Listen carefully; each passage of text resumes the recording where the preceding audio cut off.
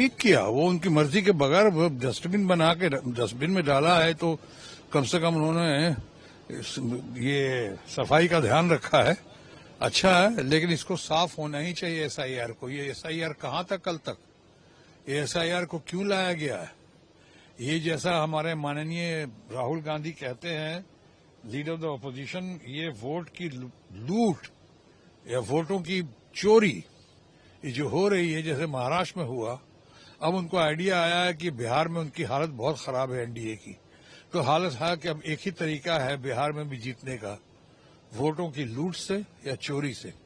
अब उसमें आपके सहभागी होते हैं जो इलेक्शन कमिश्नर, और जिस तरह से लोग कह रहे हैं कि उनको आनंद फानन में लाया गया, जैसे उनकी नियुक्ति की गई और जैसे चीफ जस्टिस को पैनल से, कमेटी से हटाया गया और साथ में उनको लाया गया जिस तरीके से, जिस इरादे से, जिस उद्देश्य से लाया गया, 2:1 करके, यानी माननीय प्रधानमंत्री और माननीय कोई हमारे कैबिनेट मिनिस्टर होंगे और इधर से राहुल जी होंगे, तो 2:1 तो हो गया।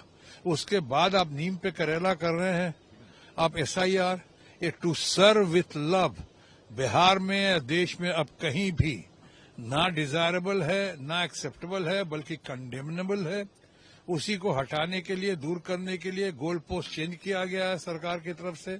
आज संस्थाओं का, सरकारी संस्थाओं का नाम देश में बहुत खराब हो चुका है, और मैं समझता हूं आज के दिन सबसे ज्यादा खराब अगर नाम हुआ है तो उनकी अपनी हरकतों की वजह से इलेक्शन कमीशन का और इलेक्शन कमिश्नर का।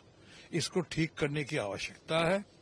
ये करें, किसी पार्टी, आप निष्पक्ष बने, आप किसी पार्टी का साथ देते हुए ना दिखें, तो अब जनता कब तक बर्दाश्त करेगी? फिर यही होगा कि सरेआम पार्लियामेंट के परिसर में सर जहां के नारे को या सर के पोस्टर को, बैनर को इस तरह से फाड़ा जाएगा, एक्सेप्ट नहीं किया जाएगा। वही हुआ आज।